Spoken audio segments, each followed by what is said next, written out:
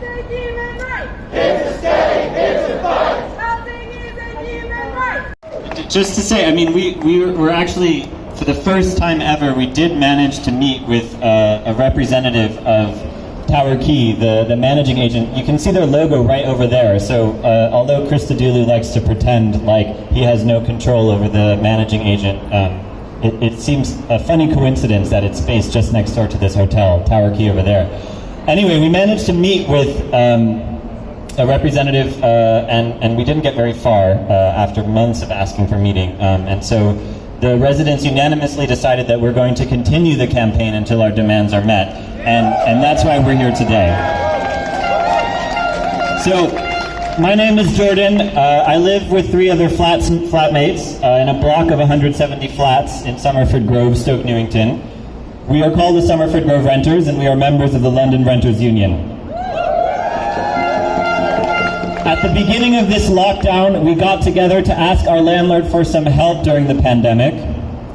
We requested a small 20% discount on the rent and a guarantee that nobody would be evicted for inability to pay because of the crisis. We were told in no uncertain terms that the landlord would not grant our request. The letting agents alleged that we had canceled holidays we could use to pay our rent in full. They added that while we were self-isolating, wear and tear was increasing in the flat, and that would be at the cost of the poor landlord.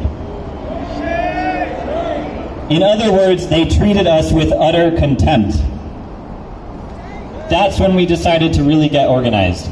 We joined the LRU, began to meet regularly, formulated and refined our demands, and coordinated actions and escalations.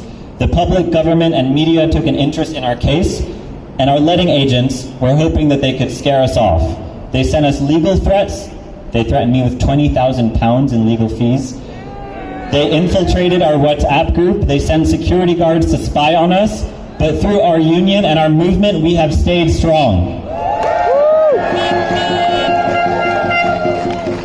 On July 21st, my household received a Section 21 eviction notice. We were told it was a business decision. We know it is a revenge eviction. We are being targeted for organizing publicly, for demanding a better deal for Somerford Grove renters. Subsequently, just last week, several households who have accrued rent arrears because of COVID-19 received threatening letters telling them that if they didn't pay all of the debt by the end of the week, they too would receive Section 8 eviction notices. Well, guess what? We're not leaving our homes. With the support of our union, we will fight until we see these eviction threats reversed and our rent debt forgiven. Private landlords exploit our need for shelter with the explicit encouragement of this government, which enables them to take 60% of our income on each month on average, often increasing our rents year after year, while we receive no dignity or respect in return. We're not even allowed to hang pictures on the walls.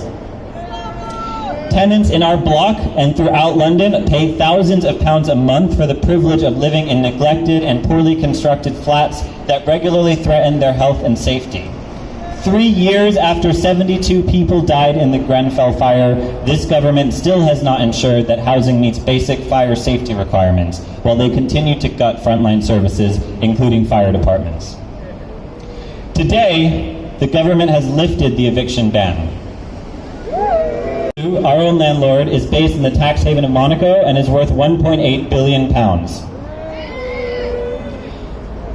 He has made his fortune out of ruthlessly exploiting our need for shelter, with tenants typically facing 5% yearly rent increases. Lunch money on rent while he suns himself on his $50 million yacht in Monaco. However, all of us gathered here are making tremendous postponed, and we are going to reverse it entirely. We have forced their hand. We see them caving into our pressure, and we need to keep it up. We are stood here in front of Christodoulou's hotel, the Canary Riverside Plaza, the crown jewel of his property empire. He has refused to talk to us, so we have come here to talk to him. We have come here to tell him enough. Enough with the eviction notices, enough with the legal threats, enough with the bullying, harassment, and spying on residents. Dear John Christodoulou, we are not leaving. We will not accept a single eviction. And in fact, we demand more than an end to evictions. We demand safe, secure, decent, and affordable homes for all, and we will not stop fighting until we win.